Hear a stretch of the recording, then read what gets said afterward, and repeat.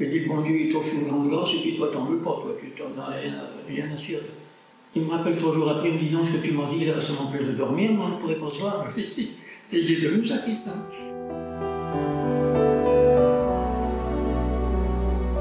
Il est 9h ce dimanche matin à Goron. Joseph ouvre les portes de l'église. Un geste simple, mais qui marque le début d'une mission précieuse, celle de sacristain.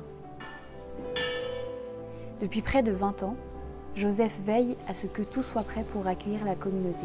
Je vous aime, ô mon Dieu, et mon seul désir est de vous aimer jusqu'au dernier soupir de ma vie, jusqu'au dernier soupir.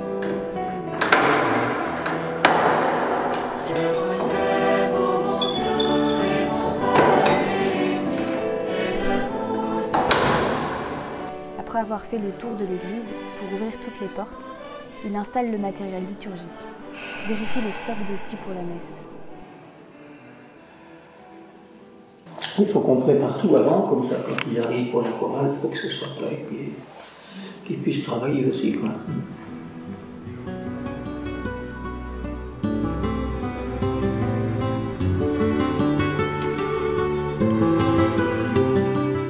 Joseph est pour la paroisse un œil attentif, une mémoire fidèle et surtout, il porte le souci d'anticiper, de prévoir pour que rien ne manque.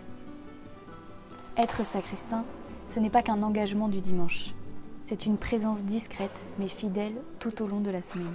Hier, on avait une sépulture hier après-midi, on avait un baptême après, la messe ce matin, demain matin on a une sépulture, après on a le chapelet à Notre-Dame du Bignon, mardi matin on a une sépulture, vous voyez on a toujours.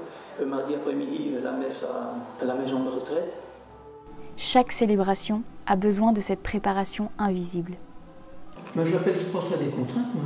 C'est fait avec le cœur, c'est avec joie presque. Parce que c'est rendre service au bon Dieu, si on veut. Ouais. Aujourd'hui, Joseph forme Monique, qui apprend peu à peu les gestes et le cœur de ce service, car il pense à l'avenir, à transmettre ce qu'il a reçu. 10h15, les premiers paroissiens arrivent. Joseph les accueille, répond aux questions, échange un sourire. Puis il patiente.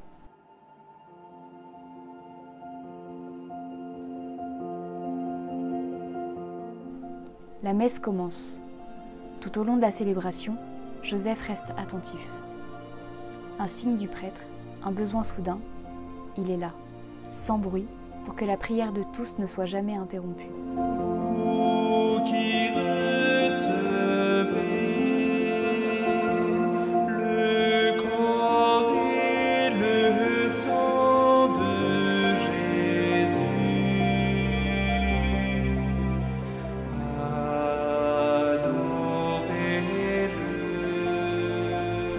Et lorsque la messe s'achève, le service continue. Il range le matériel, trie les pièces de la quête, éteint les lumières de l'église. Puis, il referme les portes jusqu'à la prochaine célébration. Joseph est un homme simple, discret, humble. Rien ne le prédestinait à cette mission. Et pourtant, il a répondu à un appel.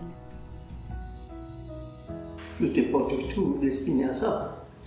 Moi j'étais artisan en Mayenne. Je suis arrivé à Goron, là, derrière la chapelle de Bignon. Et puis, bon, la Sainte Vierge, je crois qu'elle a fait ce qu'il fallait. Un beau jour, j'ai décidé d'aller à Romain pour me confesser. Moi je pensais que le prêtre allait me mettre dehors parce qu'il avait peut-être pendant 30 ans été pour confesser. Et il m'a dit Dieu pardonne tout et maintenant il va falloir venir souvent à la messe et puis communier parce qu'il y a un jour qui était derrière. Et puis de là, je suis arrivé là. Oui, la vie nous emmène sur des chemins qu'on aurait jamais pensé, mais enfin, c'est merveilleux quoi. Il y en a un que je formais comme sacristain, je l'avais demandé. Et il m'avait dit non. C'était un cousin d'ailleurs. Et puis, je sais pas, dans l'église, il était venu balayer, je sais plus quoi. Je lui ai dit, bon Dieu, il t'offre une grande grâce, et puis toi, t'en veux pas, quoi, tu t'en as rien à cirer. Il me rappelle 3 jours après, me disant ce que tu m'as dit, là, ça m'empêche de dormir, moi, on ne pourrait pas se voir, ici. Et il est devenu sacristain. Grâce à des personnes comme Joseph, nos églises vivent. Merci à tous les sacristains qui servent dans l'ombre et dans la fidélité.